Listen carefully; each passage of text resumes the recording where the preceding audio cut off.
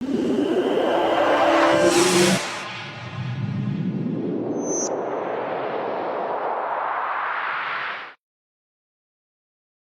जयश्राम में आपका स्वागत है। कैसे हैं आप सभी दोस्तों। आज की वेब सीरीज का नाम है इंस्पेक्टर ऋषि, जो कि अभी कुछ दिन पहले ही रिलीज हुई थी। ये एक हॉरर स्टोरी है जिसमें एक चुड़ैल जो कि एक जंगल में रहती है, जंगल में आने वाले हर इंसान को मार देती है। फिर ये केस आता है पुलिस के हाथ, जो कि मानने को तैयार ही नहीं होती कि ये काम किसी भूत या चुड़ैल का है। अब किस तरह से ये केस सोल्व होगा ये आपको तब पता चलेगा जब आप ये सीरीज एंड तक देखेंगे। तो बिना समय गवाए वीडियो शुरू करते हैं। ये कहानी है थाईलैंड कानू जंगल की, जो कि कोयम्बटूर से 50 किलोमीटर की दूरी पर है। आज से 20 साल पहले यहाँ एक छोटा सा गांव बसा करता था। सब लोग एक दूसरे से मिलकर रहा करते थे। फिर एक रात सभी गांव वाले तैयार होकर वन देवी की पूजा करने जाते हैं, ताकि उनकी कृपा हमेशा उनके बच्चों पर बनी रहे। इस देवी को स्वर्ग में भी जगह नहीं मिली थी। फिर सभी गांव वाले इस देवी की अपनी विधि विधान के साथ पूजा करते हैं। फिर एक बड़े से गड्ढे में आग जलाते हैं और एक के बाद एक उसमें आदमी कूद जाते हैं। इनका मानना था कि इससे आने वाली पीढ़ियां देवी के प्रकोप से बची रहेंगी। इस देवी का नाम था वनराज। अब कहानी प्रेजेंट में आती है। ये है रेंज ऑफिसर सत्या, जो अपनी टीम और एक डॉक्टर को लेकर जंगल में आए थे। यह एक हाथी को बेहोश कर देते हैं और फिर डॉक्टर को उसे चेक करने के लिए कहते हैं। उसके पाँव में बहुत सारा कांच छुआ था, क्योंकि जंगल में मौज मस्ती करने आए कुछ शराबी लोग वो शराब की बोतल इधर उधर तोड़ के फेंक देते थे, जिसके कारण यहाँ पर रहने वाले जानवर इंजर्ड हो जाते थे। फिर इसी रात हम एक वाइल्ड लाइफ फोटोग्राफर रॉबर्ट को देखते हैं, जो कि जंगल में भटक गया था। वह एक पेड़ पर कपड़ा बांधकर निशान लगाता है, फिर घूम घाम कर वापस उसी पेड़ के पास आ जाता है। तभी उसे जंगल में एक बहुत डरावनी आवाज आती है। आवाज सुनकर वह घबरा जाता है। तभी उसके पीछे से वनराची आती है और उसे मार देती है। फिर वह सुबह सत्य अपने साथी इरफान के साथ जंगल की जांच करने जाता है, क्योंकि कुछ लोग जंगल में छुपके से आते हैं और पेड़ काट कर ले जाते हैं। तभी उनके साथ आई महिला कर्मचारी बताती है कि वहाँ पेड़ पर कुछ है। फिर वो जब नजदीक जाकर देखते हैं तो वहाँ पेड़ पर उसी वाइल्ड लाइफ फोटोग्राफर रॉबर्ट की लाश टंगी हुई थी, जो कि पूरी तरह से मकड़ी के जालों से लिपटी हुई थी। ये है आई एनर के एक पुलिस वाला, आज इसके घर में पूजा है। तभी इसके पास इसके साथी चित्रा का फोन आता है। वो बताती है कि आज चेन्नई से यहाँ एक इंस्पेक्टर आने वाला है। वो सीधा क्राइम सीन पर जाने वाला है। हम दोनों को भी वहीं पर बुलाया है। फिर ऑनर और चित्रा क्राइम सीन पर पहुंच जाते हैं। फिर वहां पर जाकर इंस्पेक्टर ऋषि से मिलते हैं। ऋषि पूछता है, जब तुम दोनों यहाँ पर पहली बार आए थे तो तुम दोनों ने यहाँ पर कोई चीज जब्त की थी? आई मीन टू से यहाँ पर कुछ ऐसा अजीब सा देखा था? आप मेरा टेस्ट ले रहे हैं क्या? इंस्पेक्टर ऋषि कहता है, एक बात कान खोलकर सुन लो, मेरा काम करने का तरीका थोड़ा अलग है। जब भी मैं किसी को केस में शामिल होता हूँ तो मेरा मकसद सिर्फ उसे सुलझाना होता है। अगर मेरे साथ काम करने में कोई इशू है तो तुम जा सकते हो, मैं बुरा नहीं मानूंगा। फिर INR वहां से जाने लगता है और थोड़ा सा पीछे जाकर रुक जाता है। वह बताता है, जब मैं पहली बार यहाँ पर आया तो मैं यहीं पर खड़ा था और आप जहाँ खड़े हैं वहाँ एक फोटोग्राफर बॉडी की फोटो खींच रहा था। वो तो बॉडी ऐसे लग रही थी जैसे मकड़ी के जाल में कोई कीड़ा फंसा हो। लोग तो कह रहे थे कि जाल बुनने वाले हजारों कीड़े ने उसके ऊपर जाल बुना होगा, इसलिए वो वहां से कीड़ा था और वो यहाँ पर खुद पेड़ पर ही चढ़ा नहीं होगा। जरूर किसी ने इसकी बॉडी को यहाँ पर इस पोजीशन पर किया है। वो जो भी है ये चाहता था कि इसकी बॉडी को सब देखें। सर मुझे तो ये मर्डर लगता है। फिर चित्रा से पूछता है कि तुम्हें क्या लगता है? वो बताती है, यहीं पास में ही रॉबर्ट का बैग पड़ा था, जिसमें कुछ पैसे और कीमती गैमरा भी था, लेकिन किसी ने उसके चोरी नहीं किया था। इसका मतलब अटैक करने वाला पैसों के पीछे नहीं था। यहाँ आसपास कनेर के फूल बिखरे हुए थे, लेकिन 3 किलोमीटर के दायरे में कोई भी कनेर का पौधा नहीं था। कोई तो इन जहरीले फूलों को यहाँ पर लाया ही होगा।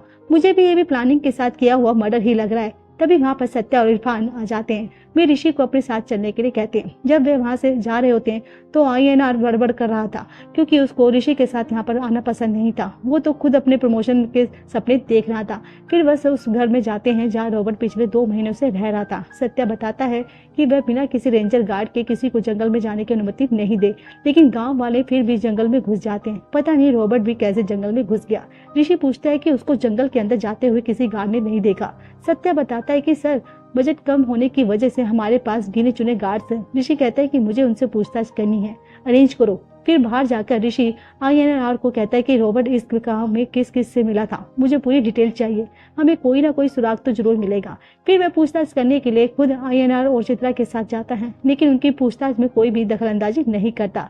फिर वो उसे होटल में जाते हैं जहाँ रॉबर्ट हर रोज खाना खाया करता था। ऋषि बाहर खड़ा होकर वेटर्स की हरकतें नोट कर रहा था। फिर ऋषि को एक वेटर में कुछ गड़बड़ लगती है। फिर वो INR को कहता है कि इस वेटर को पकड़ कर मेरे पास लाओ, लेकिन इतने में वो वेटर वहां से भाग जाता है। फिर वो उसका पीछा करते हुए ऋषि गाड़ी लेकर उनके पीछे जाता है। वो वेटर गली मोहल्लों से होता हुआ भागता है। फिर काफी देर पीछा करने के बाद वे उसे पकड़ लेते हैं। फिर जब पुलिस स्टेशन में ले जाकर उससे पूछताछ की जाती है तो वह बताता है कि मैं तो सिर्फ एक दो बार ही उससे मिला था, मैं तो आप लोगों को देखकर डर गया था और वहां से भागने लगा था कि कहीं आप लोग केस बंद करके मेरे को झूठा ना फंसा देकर अंदर ना कर दे। तो ऋषि कहता है देखो, इसकी इसकी एक फैमिली होती है, सच्चाई का पता लगाकर इसकी फैमिली को जवाब देना मेरी जिम्मेदारी है। मैं इस केस को बंद करने के लिए नहीं आया हूँ। तेरे होटल मालिक ने बताया है कि तू शाम जल्दी घर चला गया था, अब तू कुछ बताएगा या तेरी फैमिली से जाकर पूछूं? वेटर कहता है सर प्लीज, अगर मेरी फैमिली को पता चलेगा कि मेरी मर्डर के केस में इंक्वायरी हो रही है तो वे जीते जी मर जाएंगे। फिर वेटर बताता है कि रॉबर्ट बाकी के वेटर में से मुझे पसंद करता था।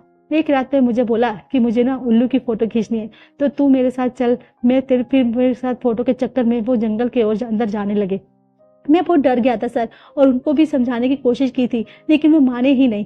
फिर वहां पर एक बहुत सी अजीब आवाज आने लगी। रॉबर्ट सर आवाज का पीछा करते हुए अंदर जाने लगे थे।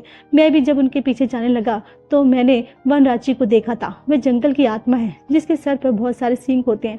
उसका चेहरा बहुत ही भयानक था। वह पेड़ों पर बैठकर मुझे ही घूर रही थी। फिर मैं तो अपनी जान बचाकर वहां से भाग आया लेकिन वे बेचारे रॉबर्ट सर वहीं मारे गए। अगले सीन में हम फॉरेस्ट डिपार्टमेंट के में काम करने वाली दो महिला कर्मचारी को देखते हैं। वे अपनी ड्यूटी पूरी करके वॉच टावर से घर की तरफ जा रही थी। वे जंगल के बीच में से जाने लगती है। तभी चलते चलते सेल्वी को महिला प्रॉब्लम हो जाती है। फिर वो कैथी से सेफ्टी लेकर झाड़ियों के पीछे चली जाती है लेकिन तभी कैथी को किसी की आहट होती है। वो इधर उधर टॉर्च मार कर देखती है लेकिन उसे कोई भी दिखाई नहीं देता। फिर वो सेल्वी को कहती है कि तुम जल्दी आ जाओ। सेल्वी के वापस आने पर फिर से आगे बढ़ती हैं। तभी चलते चलते सेल्वी का पाव एक ट्रैप में फंस जाता है। कहती उसका पाव ट्रैप में से निकालने की बहुत कोशिश करती है लेकिन कुछ नहीं कर पाती। फिर वो उस ट्रैप के बीच में फंसाने के लिए कुछ ढूंढने लगती है। जब उसे कुछ नहीं मिलता तो वह कंट्रोल रूम में फोन करके लोकेशन बताती है और जल्दी से मेडिकल सहायता भेजने के लिए कहती है।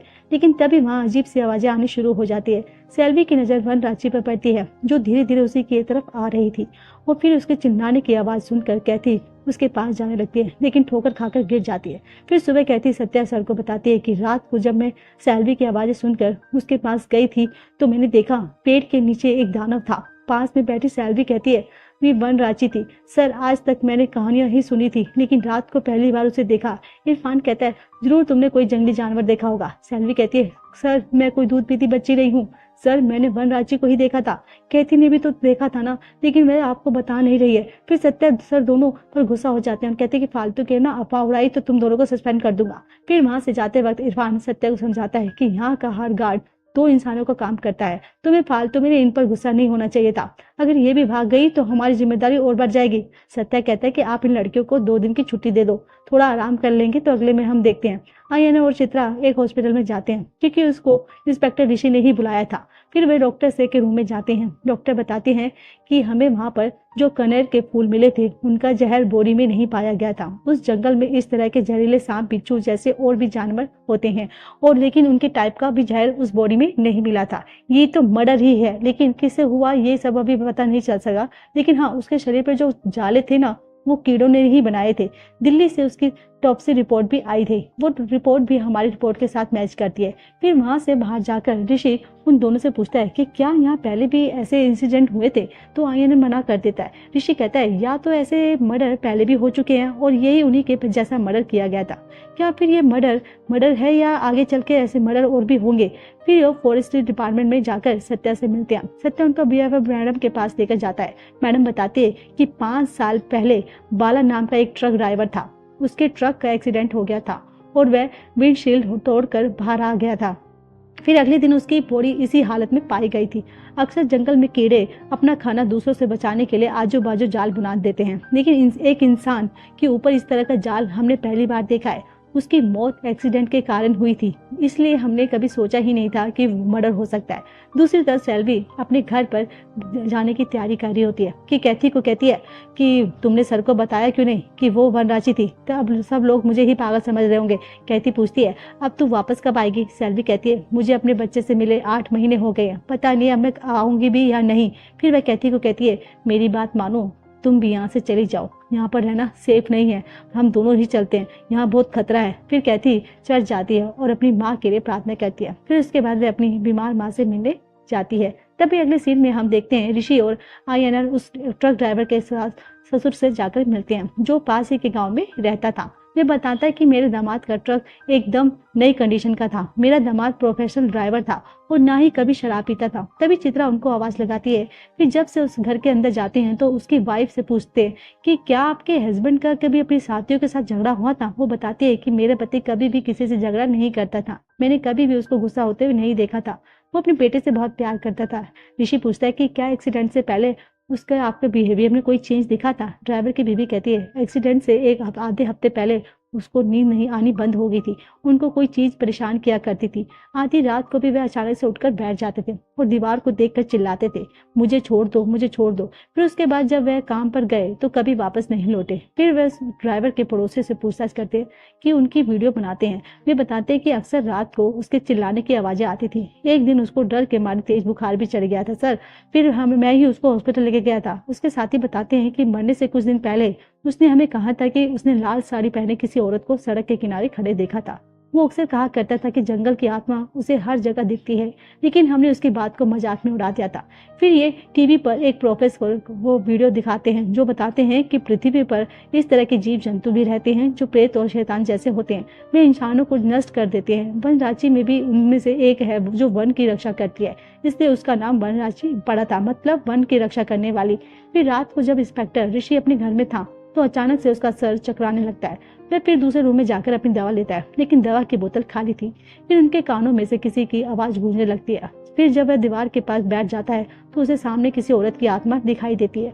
अगली सीन में हम जब एक कॉमन नाम के एक कॉन्ट्रैक्टर को देखते हैं जो वो अपनी कंस्ट्रक्शन साइट पर जाता है, जो तो अपने एक वर्कर से पूछता है कि आज मजदूर इतने कम क्यों है। वह बताता है कि जब से यहाँ पर फोटोग्राफर की मौत हुई है कोई भी वर्कर इस जंगल में काम करने को तैयार ही नहीं है। फिर एमआरओ कहता है कि अब मुझे ही दूसरे स्टेट में जाकर वर्कर लाने पड़ेंगे। तभी रात को संगीता नाम की एक प्रेग्नेंट एक लड़की के साथ उस जंगल के बीच में से अपने घर जा रही होती है। फिर वहाँ एक घर के बाहर बैठी बुढ़िया उसको आवाज लगाती है और कहती है तुम पेड़ से हो तो इतनी रात को जंगल में क्यों घूम रही हो। संगीता कहती है कि मैं चेकअप कराने के लिए डॉक्टर के पास गई थी। बुढ़िया कहती है जल्दी से घर जाओ, तुम्हारे पास लोहे की कोई नुकीली चीज तो होगी ना। संगीता कहती नहीं है। तो क्यों। बुढ़िया कहती है कि अरे अगर वन रांची ने तुम्हारे बेटे को सूंघ लिया तो वो उसे लेने के लिए तुम्हारे घर तक आ जाएगी। फिर संगीता के साथ वाली लड़की कहती है आप उनकी बातों पर मत सुनो आंटी, आओ घर चलते हैं। फिर बुढ़ी पीछे से बुढ़िया आवाज लगाती है कि अगर कोई लोहे की चीज मिल जाए तो उसे हाथ में रख लेना, फिर मैं तुम्हें कुछ नहीं कहेगी। फिर संगीता उस लड़की को उसके घर छोड़ देती है। लड़की की माँ संगीता को कहती है संभल कर जाना। तभी वहां से जाते समय उसकी नजर एक कील पर पड़ती है। फिर वो उस कील को अपने हाथ में ले लेती है। फिर जब वह अपने घर जाने लगती है तो उसे किसी के आसपास होने का एहसास होता है। फिर उसे डरावनी आवाजें सुनाई देती है और जब वह पीछे मुड़कर देखती है तो पेड़ के ऊपर से एक औरत बैठी नजर आती है। उसको देखते ही वह तेजी से भागकर अपने घर जाती है और घर के अंदर जाकर कुंडी लगा लेती है। घर पहुंचकर उसकी जान में जान आ जाती है। फिर वह अपने रूम में जाकर अपने हस्बैंड को संभालती है जो कि दारू पीकर मस्त सो रहा था और उसका हस्बैंड कोई और नहीं बल्कि वही कॉन्ट्रैक्टर अमर था। फिर जब वह अपने दूसरे रूम में थी तो उसने दरवाजा खटकाने की आवाज आती है। फिर कोई जबरदस्ती दरवाजा खोलने की कोशिश करता है। संगीता बहुत ज्यादा डर जाती है और अपने पति को आवाज देने लगती है। फिर उसको अपनी छत के ऊपर किसी के चलने की आवाज आती है। फिर जब वह अपने पति के पास जाने लगती है तो दरवाजा अंदर से बंद हो चुका था। फिर अंदर से उसके पति के चिल्लाने की आवाज आती है। जब संगीता दरवाजा तोड़कर अंदर जाती है तो देखती है उस रूम के अंदर उसका हस्बैंड रहा ही नहीं, उसको तो वन रांची छत तोड़कर उठा ले गई थी। और ये सीन देखकर संगीता एकदम बेहोश हो जाती है और एकदम एकाएक आंख खुलती है तो वह खुद को जंगल में पाती है और लेकिन वह अपने हाथ पांव नहीं हिला पा रही थी और तभी उसे डरावनी आवाजें आनी शुरू हो गई थी। और फिर वह देखता है कि वन रांची उसकी तरफ चली आ रही थी। फिर वह बचने की काफी कोशिश करता है लेकिन वन रांची उसे मार देती है।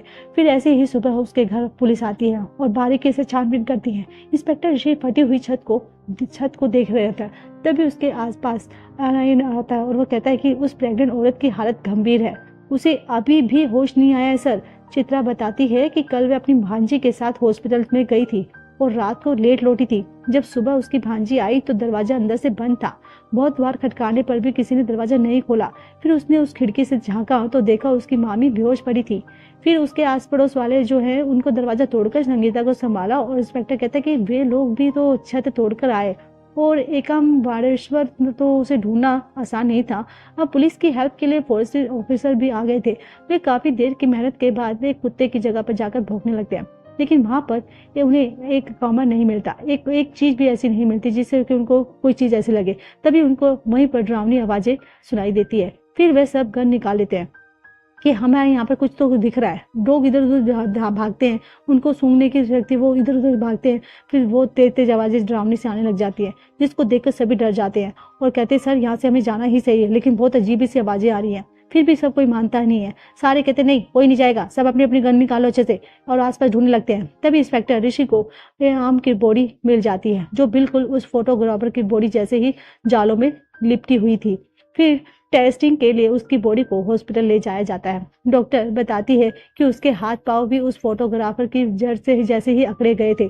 तभी एक उमर का गला हिलने लगता है। डॉक्टर आश्चर्यचकित हो जाती है कि ये तो मर चुका है ना, लेकिन इसका गला कैसे हिल रहा है। तभी अचानक से उसके मुंह में से बहुत सारे कीड़े निकलकर बाहर आते हैं और फिर से उस कीड़े की जांच करवाने के लिए एटोमोफिल ये सब डिसिप्लिनर अपनी टांगों में से बने छोटे छोटे छिद्रों में रेशम निकालते हैं।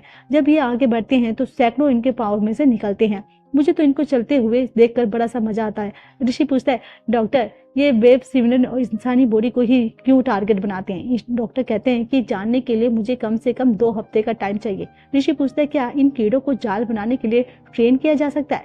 डॉक्टर कहता है नहीं, ये पॉसिबल नहीं है। तभी डीएसपी साहब खुद इस केस का फॉलो अप लेने के लिए आते हैं। ऋषि बताता है कि सर ये बहुत ही इंटेलिजेंट और पढ़े लिखे लोगों का काम है, ये अपना कोई भी एविडेंस नहीं छोड़ते। इनका मोटिव तो अभी तक पता ही नहीं चल रहा है, लेकिन हाँ इन तीनों को मारने की वजह जरूर सेम हो सकती है। डीएसपी साहब पूछते हैं कि क्या तुम्हें पूरा विश्वास है कि ये मर्डर। ऋषि कहता है सर इनके ग्रुप में से कोई वनराजी का कॉस्ट्यूम पहनकर घूमता है, ताकि अगर उन्हें कोई देख ले तो डर कर भाग जाए, उनका गवाह भी ना बन पाए। अगले सीन में हम एक औरत को देखते हैं जो वनराजी की एक छोटा सा स्टेचू बना रही थी। उस औरत का नाम मंगाई था। वो स्टेचू बेचने के लिए बना रही थी। तभी उसकी नजर एक लड़की पर जाती है जो वनराजी के स्टेचू की तरफ ही देख रही थी। फिर वो उसकी लड़की को वनराजी का स्टेचू देने लगती है, लेकिन उस लड़की की माँ उसका हाथ पकड़ कर ले जाती है। फिर जब वे अपने घर जाती हैं तो उस लड़की के पास पता नहीं कहाँ से वनराजी का स्टेचू आ जाता है, जो कि उसने अपने खिलौने के साथ रखा हुआ था। तभी रात को जब सभी सो रहे थे तो उस लड़की की माँ को डरावनी आवाज आती है और फिर वह अपने पति को जगाती है और कहती है जाके देखे ना, बहुत अजीब सी आवाज आ रही है, कहाँ से आ रही है, मुझे लगता है घर में कोई जंगली जानवर घुसा आया है। फिर वो दोनों अपने घर को अच्छे से चेक करते हैं, लेकिन उनको कोई भी नहीं मिलता। फिर वो औरत अपने बच्चे के रूम में चेक करने के लिए जाती है। फिर उन्हें वहां पर वनराजी का स्टेचू दिख जाता है। तो एकदम से वो गुस्सा हो जाता है उसका। ये उस स्टेचू को घर से बाहर लाकर आग लगाने लगता है। वो कहता है कि जरूर हमारे घर के ऊपर किसी ने जादू टोना किया। उसकी वाइफ पूछती है इसे जलाने से कुछ गलत हो गया तो कल तो पंडित जी से पूछेंगे, अभी तुम इसको मत करो, क्या करना है। लेकिन रथी नाम से स्टेचू को आग लगा देता है। वनराजी उस समय सामने के पेड़ पर बैठी उन्हें ही देख रही थी। दूसरी तरफ इंस्पेक्टर ऋषि भी अपने बेड पर लेटा लेटा अपनी यादों में डूबा था। उसे अपनी गर्लफ्रेंड के साथ बिताए हुए कुछ पल याद आए थे। एक बार उसकी गर्लफ्रेंड ने उसे कहा था कि अगर मैं तुमसे पहले मर गई तो तुम मेरा साथ पीछा तो नहीं छोड़ोगी ना, भूत बनकर वापस आ जाओगी ना तो जिंदगी भर तुम्हें डराऊंगी। ऋषि को उसकी बातें मजाक लग रही थी। इसका मतलब उसकी गर्लफ्रेंड सच में ही मर चुकी थी और वह भूत बनकर उसके आसपास ही मंडराती रहती है। तभी हम देखते हैं महंगाई रात को अपनी शॉप क्लोज करके अपने घर जा रही होती। तभी एक लफंगा उसकी सीटी मारकर छेड़ता है। महंगाई उससे डर कर अपनी रफ्तार तेज कर लेती है, लेकिन वो लफंगा उसका पीछा करता है। फिर वह जल्दी से गली कचों में होती हुई अपने घर पहुंच जाती है। उस लफंगे के जाने से पहले ही अपने घर में घुस जाती है। फिर जब अपनी अलमारी में से अपने कपड़े निकालती है तो नोटिस करती है वह लफंगा बाहर भी आ गया था, जो कि झाड़ियों में छुपकर उसी को देख रहा था। फिर जब वह खिड़की के पास जाकर अंदर झांकता है तो देखता है कि महंगाई के बाल बिखरे पड़े हैं और वो डरावनी दिख रही है। फिर वो डर कर भाग जाता है। अगले दिन ऋषि के ऑनर और केस के सिलसिले में थाई खंडू जाते हैं। आईएनआर टेंशन में लग रहा था। ऋषि पूछता है कि क्या बात है। आईएनआर पूछता है क्या आपको भूत प्रेत पे विश्वास है। ऋषि पूछता है क्यों, क्या हुआ। आईएनआर कहता है कि कल आपने नोट किया 1 सेकंड पहले तो स्नीपर डॉग जो थे जोर जोर से भौंक रहे थे और जैसे ही कुछ देखा तो बिल्कुल शांत हो गए थे। इस इन्वेस्टिगेशन में जरूर कुछ अनएक्सपेक्टेड हो रहा है सर, कल मैं देवताओं और राक्षस पर लिखी हुई किताब पढ़ रहा था। इस दुनिया के हर युग में जानवरों को भी इंसान जितनी मान्यता दी गई थी, जैसे जूस के साथ ईगल, और जापानीज कल्चर में लोग सांप और लोमड़ी को बहुत मानती हैं, हमारे भी भगवानों की सवारी कोई ना कोई जानवर ही होता है ना। और वैसे भी वन रांची के साथ होते हैं। वेब स्पिनर सर इस बुक पे दिखाए, जब वन रांची किसी को मार देती है तो वेब स्पिनर इस पर आकर अपना जाल बुन देते हैं। फिर इंस्पेक्टर ऋषि गाड़ी को सड़क के किनारे रोकता है और पूछता है, क्या इन्वेस्टिगेशन में तुम्हें सब लिखोगे? हर रहस्य के पीछे लॉजिकल और साइंटिफिक कारण नहीं होता कुछ भी, और वह कारण हमें कोई बता कर नहीं आने वाला। समझ में आई? हमें कुछ खुद ही ढूंढना पड़ेगा। फिर जब वे सत्य के घर पहुंचते हैं तो देखते हैं सत्य एक सांप को पानी पिला रहा था। वह फिर सांप पानी पीकर चला जाता है।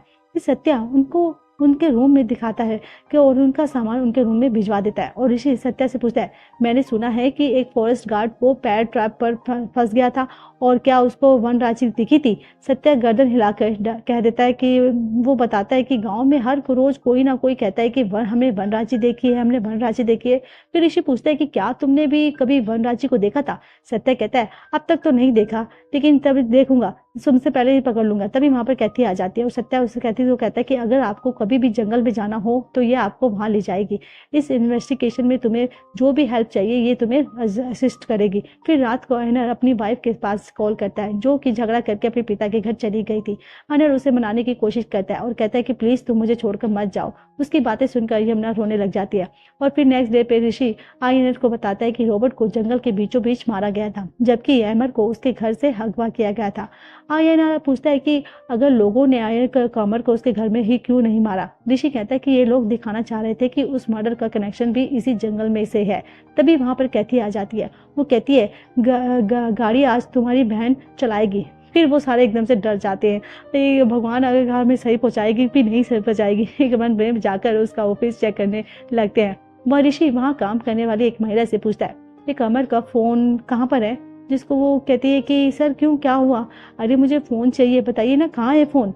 तो जिसको वो प्रोफेशनली यूज़ किया करता था, वो लेडी कहती कि सर मुझे नहीं पता। फिर उसके जाने के बाद ऋषि टेबल के नीचे अच्छे से चेक करता है। उसे वहाँ पर एक बटन मिलता है जिसको दबाने पर ड्रॉर खुल जाता है और उस ड्रॉर में उस एमर का फ़ोन मिल जाता है। फिर वह उस साइट पर जाता है जहाँ एमर का प्रोजेक्ट चल रहा था। हरीश बताता है कि एमर सर की मौत के बाद ये प्रोजेक्ट बंद हो गया था। अब सरकार दोबारा ये टेंडर निकालेगी। अब जाकर 8 महीने तक ये काम दोबारा स्टार्ट होने वाला नहीं है। तभी ऋषि को जंगल में कुछ दिखाई देता है और ऋषि वहां जाता है और हरीश से पूछता है कि एक मिनट रुको, कॉमन ड्राइव यही से निकालने वाला था ना? हरीश हाँ सर कहता है, देता है कि फिर वो अंदर आ जाते हैं। तभी ऋषि को सिर चकराने लगता है। फिर कैथी को कोई आवाज़ सुनाई देती है और वह सबको छिपने के लिए कहती है, क्योंकि वहाँ एक बीरा जंगली सुअर के पीछे भाग रहा था और वह इन पर अटैक कर सकता था। तभी वहाँ पर बारिश होने लगती है। ऋषि अपनी आंख निकाल कर धोने लगता है। तब कैथी को मालूम हो जाता है कि उसकी एक आंख नकली है। फिर वे कामर के वाइफ संगीता से मिलने हॉस्पिटल जाते हैं। चित्रा बताती है कि उसका बच्चा पेट में ही मर गया है और संगीता फुट फुट कर रो रही थी, क्योंकि अब उसने अपने पति को भी गवा दिया था और अपने बच्चे को भी। अगले सीन में हम रथी नाम को देखते हैं। जब अब वो अपनी फैक्ट्री में था, उसके पास उसकी वाइफ का फोन आता है। वो बताती है कि पंडित जी रास्ते में ही, आप जल्दी घर आ जाइए।